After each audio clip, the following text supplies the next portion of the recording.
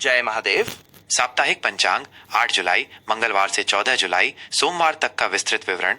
यह पंचांग खगोलीय गणनाओं पर आधारित सामान्य जानकारी प्रस्तुत करता है। स्थानीय सूर्योदय, सूर्यास्त और चंद्रोदय चंद्रास्त के समय में कुछ मिनटों का अंतर हो सकता है, इसलिए अपने क्षेत्र के प्रचलित पंचांग का अवलोकन करना भी उचित रहेगा। पंचांग के 5 मुख्य अंग हैं: तिथि, नक्षत्र, योग, करण और वार दिन। इनके अतिरिक्त इसमें शुभ अशुभ समय, पर्व त्योहार और विशेष योगों की जानकारी भी दी जाती है। पंचांग के मुख्य घटक: तिथि चंद्रमा की कलाओं के आधार पर निर्धारित होने वाली चंद्र दिवस। प्रत्येक माह में 30 तिथियां होती हैं, जो शुक्ल पक्ष और कृष्ण पक्ष में बटी होती हैं। नक्षत्र आकाश में स्थित तारा समूहों को नक्षत्र कहा जाता है। ज्योतिष में कुल 27 नक्षत्र माने गए हैं, जिनमें चंद्रमा का गोचर होता है। योग सूर्य और चंद्रमा की विशेष स्थिति से बनने वाले 27 योग होते हैं। प्रत्येक योग का अपना विशिष्ट प्रभाव होता है। करण तिथि का आधा भाग करण कहलाता है। कुल 11 करण होते हैं, जिनमें से 7 चर और 4 स्थिर होते हैं। वार दिन सप्ताह के 7 दिन सोमवार से रविवार। सूर्य उदय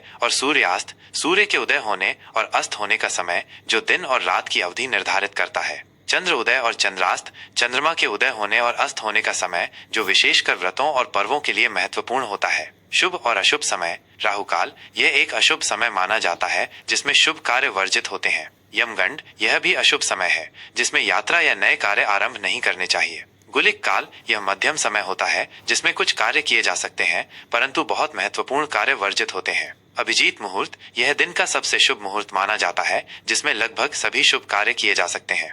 मंगलवार 8 जुलाई 2025। तिथि त्रयोदशी अगले दिन सुबह 6:30 बजे तक रहेगी। उसके बाद चतुर्दशी का आरंभ होगा। नक्षत्र पूर्वाषाढ़ा नक्षत्र दोपहर 1:45 बजे तक रहेगा, फिर उत्तराषाढ़ा नक्षत्र का प्रवेश होगा। योग सौभाग्य योग सुबह 8:15 बजे तक रहेगा, उसके बाद शोभन योग का प्रभाव रहेगा। करण तैतिल करण सुबह 6:30 बजे तक रहेगा, तत्पश्चात गर करण का आगमन होगा। सूर्य उदय सुबह 5:54 बजे, सूर्यास्त शाम 7:18 बजे, चंद्र उदय सायं 5:20 बजे, चंद्रास्त अगले दिन प्रातः 4:30 बजे। शुभ अशुभ समय। राहु काल दोपहर 3 बजे से 4:30 बजे तक। यमगंड सुबह 9 बजे से 10:30 बजे तक।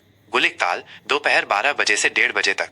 अभिजीत मुहूर्त सुबह 11:58 बजे से दोपहर 12:51 बजे तक। विशेष जया पार्वती व्रत का आरंभ। यह व्रत संतान प्राप्ति और सुखी वैवाहिक जीवन के लिए किया जाता है। बुधवार 9 जुलाई 2025। तिथि चतुर्दशी अगले दिन सुबह 4:20 बजे तक रहेगी, उसके बाद पूर्णिमा का आरंभ होगा। नक्षत्र उत्तराषाढ़ा नक्षत्र सुबह 11:30 बजे तक रहेगा, फिर श्रवण नक्षत्र का प्रवेश होगा। योग शोभन योग सुबह 6:10 बजे तक रहेगा, उसके बाद अतिगंड योग का प्रभाव रहेगा। करण गर करण सुबह 4:20 बजे तक रहेगा, तत्पश्चात वणिज करण का आगमन होगा। सूर्य उदय सुबह 5:54 बजे, सूर्यास्त शाम 7:18 बजे, चंद्र उदय सायं 6:30 बजे, चंद्रास्त अगले दिन प्रातः 5:30 बजे। शुभ अशुभ समय। राहु काल दोपहर 12 बजे से 1:30 बजे तक। यमगंड सुबह 7:30 बजे से 9 बजे तक। गुलिक काल सुबह 10:30 बजे से 12 बजे तक। अभिजीत मुहूर्त सुबह 11:58 बजे से दोपहर 12:51 बजे तक। विशेष कोकिला व्रत और गुरु पूर्णिमा। गुरु पूर्णिमा का दिन गुरुजनों के सम्मान और पूजन के लिए समर्पित है। गुरुवार 10 जुलाई 2025। तिथि पूर्णिमा दोपहर 2 बजे तक रहेगी, उसके बाद प्रतिपदा का आरंभ होगा। नक्षत्र श्रवण नक्षत्र सुबह 9 बजे तक रहेगा, फिर धनिष्ठा नक्षत्र का प्रवेश होगा। योग अतिगंड योग सुबह 4 बजे तक रहेगा, उसके बाद सुकर्मा योग का प्रभाव रहेगा। करण वणिज करण दोपहर 2 बजे तक रहेगा, तत्पश्चात विष्टि भद्रा करण का आगमन होगा। भद्रा काल में शुभ कार्य वर्जित होते हैं। सूर्योदय सुबह 5:55 बजे, सूर्यास्त शाम 7:17 बजे, चंद्र उदय सायं 7:40 बजे, चंद्रास्त अगले दिन प्रातः 6:30 बजे। शुभ अशुभ समय। राहु काल दोपहर 1:30 बजे से 3 बजे तक। यमगंड सुबह 6 बजे से 7:30 बजे तक। गुलिक काल सुबह 9 बजे से 10:30 बजे तक। अभिजीत मुहूर्त सुबह 11:58 बजे से दोपहर 12:51 बजे तक। विशेष कुछ क्षेत्रों में सावन माह का आरंभ। यह भगवान शिव की पूजा के लिए अत्यंत पवित्र माह है। शुक्रवार 11 जुलाई 2025। तिथि प्रतिपदा दोपहर 11:30 बजे तक रहेगी, उसके बाद द्वितीया का आरंभ होगा। नक्षत्र धनिष्ठा नक्षत्र सुबह 6:30 बजे तक रहेगा, फिर शतभिषा नक्षत्र का प्रवेश होगा। योग सुकर्मा योग सुबह 1:45 बजे तक रहेगा, उसके बाद धृति योग का प्रभाव रहेगा।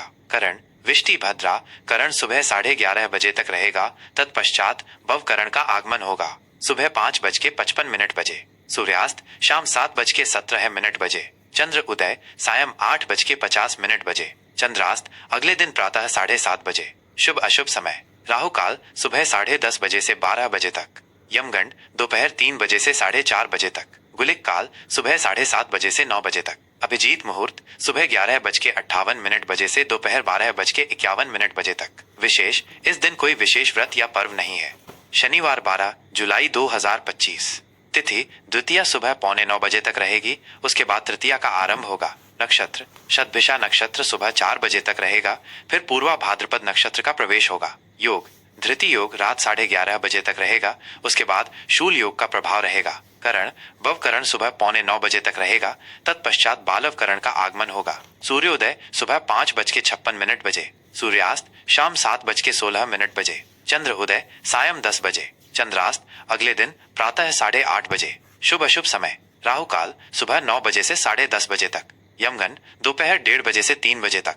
गुलिक काल सुबह 6 बजे से 7:30 बजे तक। अभिजीत मुहूर्त सुबह 11:58 बजे से दोपहर 12 बजे से दोपहर 12 बजे तक। विशेष संकष्टी चतुर्थी इस दिन भगवान गणेश की पूजा की जाती है और चंद्र दर्शन के बाद व्रत का पारण होता है।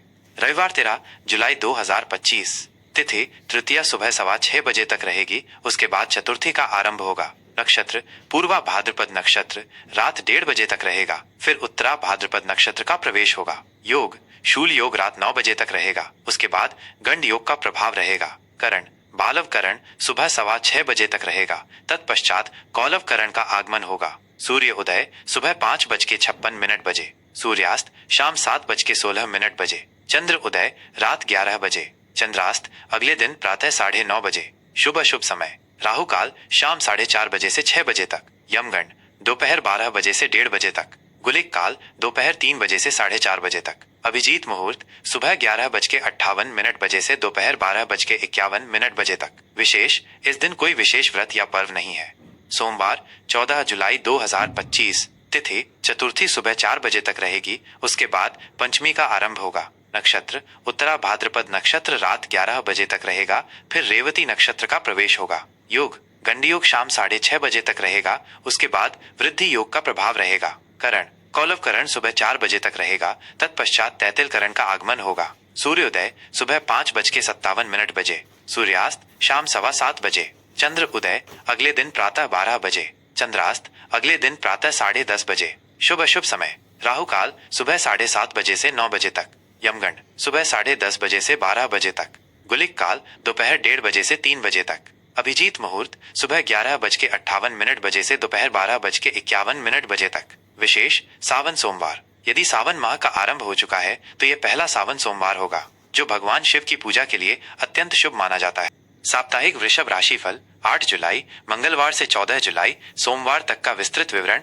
यह राशिफल चंद्र राशि पर आधारित एक सामान्य भविष्य फल है। यह आपकी व्यक्तिगत जन्म कुंडली के ग्रहों की स्थिति के अनुसार भिन्न हो सकता है, इसलिए इसे केवल एक मार्गदर्शक के रूप में देखें। आपके कर्म और विवेक ही आपके भाग्य के असली निर्माता है।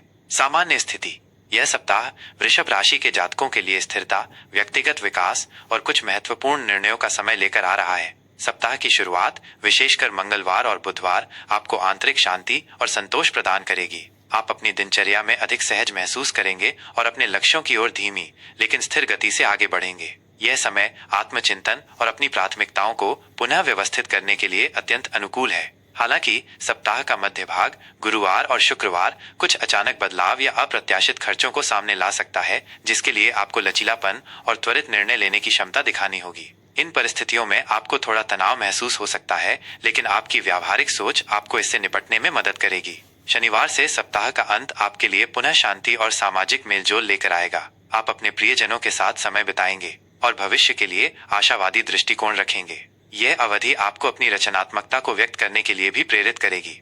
कार्यक्षेत्र और व्यवसाय कार्यक्षेत्र में यह सप्ताह आपकी मेहनत और लगन का प्रतिफल देगा। मंगलवार और बुधवार आपके लिए विशेष रूप से शुभ रहेंगे, जब आपके कार्य की गुणवत्ता और आपकी विश्वसनीयता की सहकर्मियों और उच्च अधिकारियों द्वारा सराहना की जाएगी। आपको अपनी विशेषज्ञता दिखाने का अवसर मिल सकता है। हालांकि गुरुवार और शुक्रवार को कुछ तकनीकी बाधाएं या संचार संबंधी चुनौतियां उत्पन्न हो सकती हैं, जिससे आपके काम में थोड़ी देरी आ सकती है। ऐसे में आपको धैर्य बनाए रखना होगा और समस्याओं को व्यवस्थित तरीके से हल करने पर ध्यान केंद्रित करना होगा। वाद विवाद या बहस में पड़ने से बचें और अपनी ऊर्जा को उत्पादक कार्यों में लगाएं। व्यावसायिक क्षेत्र से जुड़े लोगों के लिए यह समय मौजूदा ग्राहकों के साथ संबंधों को मजबूत करने और सेवाओं की गुणवत्ता में सुधार करने पर ध्यान केंद्रित करने के लिए अनुकूल है। नए बड़े सौदे अभी टालना बेहतर रहेगा, लेकिन छोटी मोटी साझेदारियां या सहयोग लाभदायक सिद्ध हो सकते हैं। सप्ताह के अंत तक आपके प्रयासों का सकारात्मक परिणाम दिखेगा और आप अपने काम से संतुष्ट महसूस करेंगे। आर्थिक स्थिति। आर्थिक मोर्चे पर यह सप्ताह आपको सावधानी और समझदारी के साथ चलने की सलाह देता है। सप्ताह के शुरुआती दिनों में आय के नियमित स्रोत स्थिर बने रहेंगे और आपको कोई बड़ी वित्तीय चिंता नहीं होगी। हालांकि मध्य सप्ताह में कुछ अप्रत्याशित खर्चे सामने आ सकते हैं, जैसे घर की मरम्मत, वाहन का रखरखाव या किसी मित्र या परिवार के सदस्य की मदद। इन खर्चों के लिए आपको पहले से तैयार रहना होगा या आकस्मिक निधि का उपयोग करना पड़ सकता है। अनावश्यक और विलासितापूर्ण खरीदारी से बचें और अपनी बचत पर ध्यान दें। किसी भी प्रकार के जोखिम भरे निवेश, जैसे कि शेयर बाजार में अत्यधिक सट्टा या त्वरित लाभ का वादा करने वाली योजनाओं से इस सप्ताह पूरी तरह से दूर रहें, क्योंकि नुकसान की संभावना है। यदि कोई पुराना ऋण चुकाने का अवसर मिले तो उसे अवश्य चुकाएं। दीर्घकालिक निवेशों पर विचार कर सकते हैं, लेकिन किसी योग्य वित्तीय सलाहकार से परामर्श अवश्य लें। आपकी मितव्ययिता और दूरदर्शिता ही आपको इस सप्ताह आर्थिक रूप से सुरक्षित बनाए रखेगी। प्रेम और संबंध। प्रेम संबंधों के लिए यह सप्ताह गहराई और स्थिरता का समय है। विवाहित जोड़ों के लिए सप्ताह की शुरुआत में आपसी समझ और सामंजस्य उत्तम रहेगा। आप अपने जीवन साथी के साथ शांतिपूर्ण और सुखद पल बिताएंगे, जिससे आपका रिश्ता और मजबूत होगा। यह समय एक दूसरे की भावनाओं को समझने और भावनात्मक जुड़ाव को गहरा करने के लिए आदर्श है। आप कुछ घरेलू जिम्मेदारियों को मिलकर पूरा करेंगे, जिससे संबंध और प्रगाढ़ होंगे। हालांकि मध्य सप्ताह में कुछ छोटी मोटी घरेलू असहमति या परिवार के सदस्यों के साथ विचारों का मतभेद उत्पन्न हो सकता है। ऐसे में संवाद को खुला और शांत रखें और धैर्य के साथ एक दूसरे की बात सुनें। अपनी प्रतिक्रिया देने से पहले सोचें और किसी भी प्रकार के अनावश्यक वाद विवाद से बचें।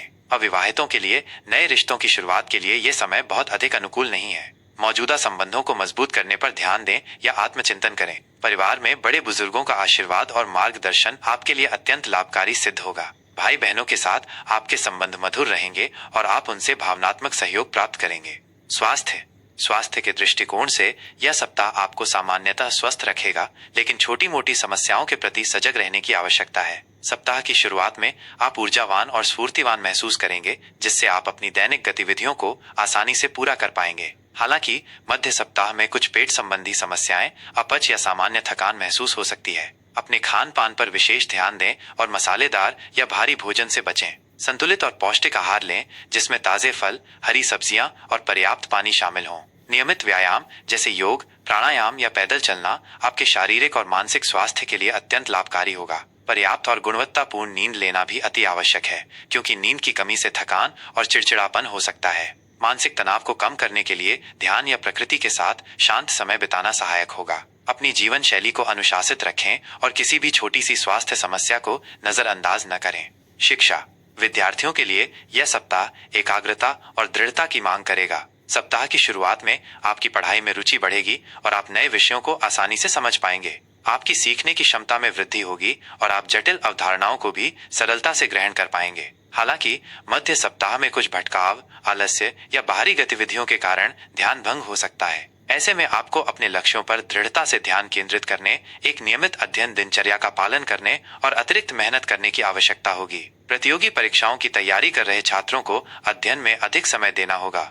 पिछले वर्षों के प्रश्न पत्रों का नियमित अभ्यास करना चाहिए और अपनी कमजोरियों पर काम करना चाहिए। शिक्षकों और अभिभावकों का पूर्ण समर्थन, मार्गदर्शन और प्रोत्साहन आपके लिए प्रेरणा का एक महत्वपूर्ण स्रोत बनेगा। उनकी सलाह और अनुभवों का लाभ उठाएं।